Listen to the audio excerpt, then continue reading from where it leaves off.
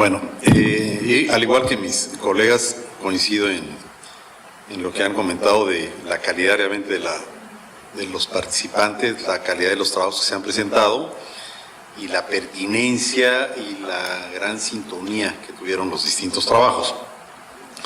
Ahora, yo lo que quiero comentar, lo quiero hacer a partir de confesar un gusto o dos gustos que yo tengo.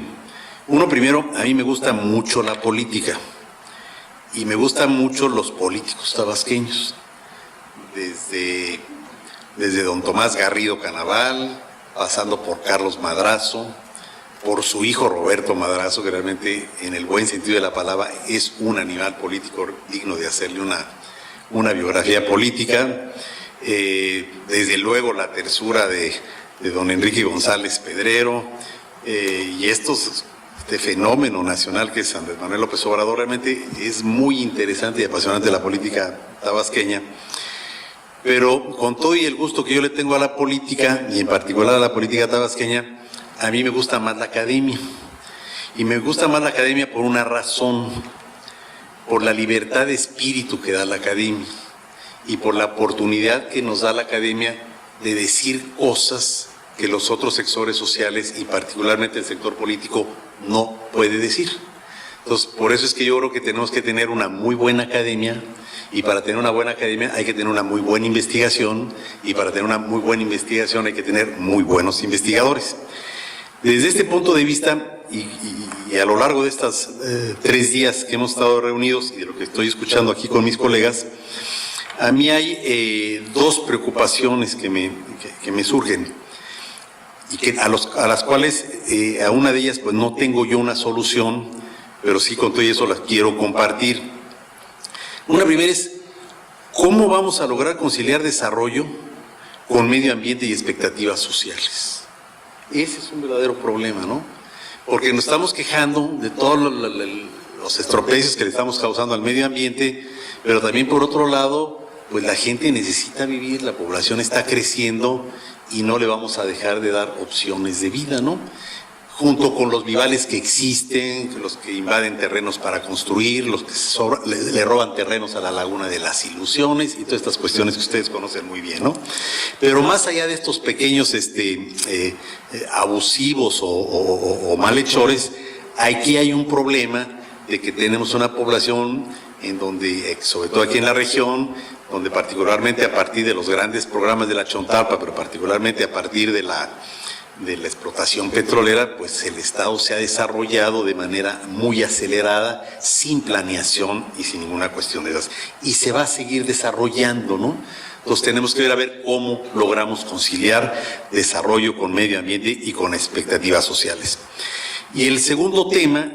es qué nos corresponde hacer a nosotros como academia. Y sobre todo en estos 2 días y medio, 3 días, a mí como científico social, con mi deformación de científico social, y en ningún momento sin entrar en una absurda discusión de cuál ciencia es mejor, porque yo creo que toda la ciencia es importante y además en este momento hay que tener un serio trabajo pluridisciplinario para entender muchas cosas, pero sí me queda muy claro, y lo dicen muchos organismos internacionales también, lo dicen algunos organismos dedicados a los temas de cambio climático, que a final de cuentas el tema de los efectos y de todos los cambios ambientales que forman parte de toda esta cuestión de inundaciones,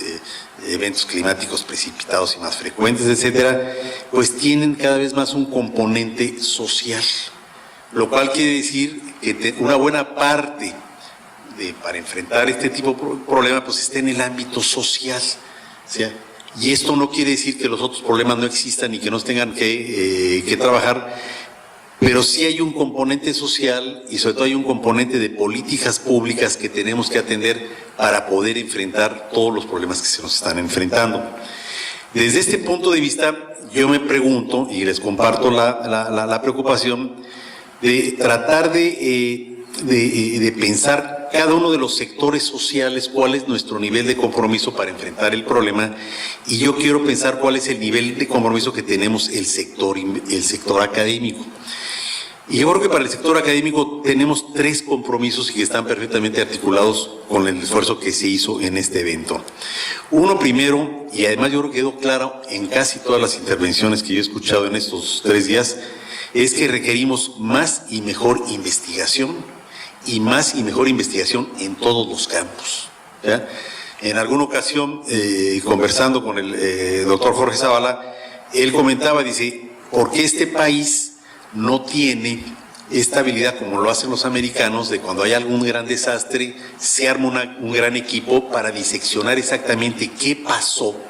y que no vuelva a ocurrir? Él ponía el ejemplo de las crisis de aviación, de cuando un avión se caía y había 300 muertos, ¿no? Y lo mismo vuelve a pasar aquí. ¿Por qué no ha habido una disección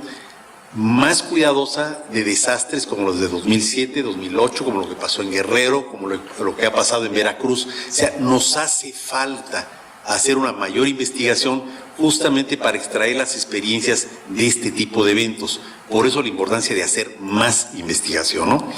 El segundo punto es cómo la academia, sin estar en una torre de cristal en la que muchas veces nos gusta encerrarnos. Yo coincido con el químico Borelo, nos encanta a los académicos encerrarnos en torres de cristal, nos encanta recrearnos con nuestro currículum vitae, nos encanta recrearnos con nuestro SNI, y los temas sociales los dejamos totalmente de lado y los pasamos a segundo plano.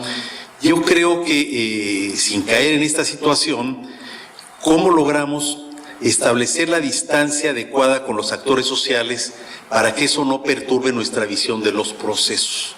Porque a mí me queda claro que efectivamente la academia no tiene la responsabilidad de resolver los problemas, porque para eso hay distintos actores sociales, sobre todo los gubernamentales, sobre todo los empresariales, pero la academia tiene que tener la capacidad, ¿sí?,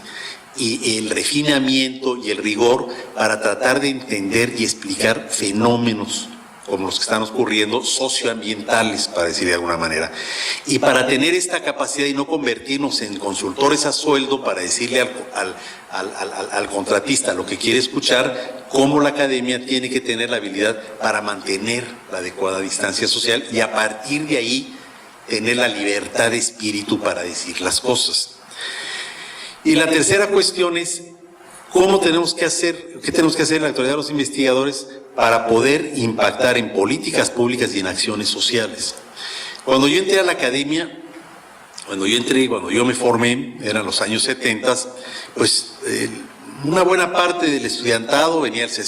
la cola del 68, todo esto que ustedes recuerdan, y entonces todo el mundo queríamos hacer la revolución y cambiar el mundo, ¿no? Entonces uno estudiaba, pero uno estudiaba para hacer la revolución. Ahora yo creo que tenemos que estudiar, ya no únicamente para hacer la revolución, el que quiera hacer la revolución que la haga, pero yo creo que tenemos que hacer una seria investigación sin olvidar sobre la importancia de impactar en políticas públicas y en acciones sociales. O sea, tenemos aquí una doble agencia, una doble agenda. Tenemos que saber hacer bien nuestro trabajo,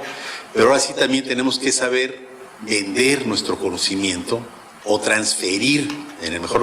mejor dicho, transferir nuestro conocimiento para que se convierta en acciones sociales o en acciones públicas que permitan mejorar las cosas. O sea, lo que a mí me queda claro de estos 2 días, de estos 3 días nuevamente, es que los fenómenos como los que estamos viviendo, todos estos fenómenos de deterioro ambiental, deterioro de la biodiversidad, de que nos cayó el tema del cambio climático, lo que nos está diciendo es que como sociedad y como sector público absolutamente ya nos rebasó. Entonces ahora tenemos que hacer mejores políticas públicas, pero no únicamente mejores políticas públicas, también tenemos que tener un mejor sector público que tampoco lo tenemos. O sea, todo esto que escuchamos de dónde cómo la gente se asciende en los lugares que no se tiene que asentar, cómo se construyen fraccionamientos o unidades habitacionales, o se construyen empresas, o se construyen 40,000 cosas en lugares donde no se tienen que asentar. ¿Esto de qué nos está hablando? De una enorme fragilidad del sector público. Y no nada más en Tabasco ni en la región sureste, es todo el país. Y no es todo el país, también el mundo. Hay que ver dónde se están asentando en California, en las franjas sísmicas. Algo está pasando. Entonces ahí sí estamos construyendo socialmente el riesgo. Entonces hay que tener mejores políticas públicas y hay que tener un mejor sector público y hay que tener una academia que genere mejor investigación.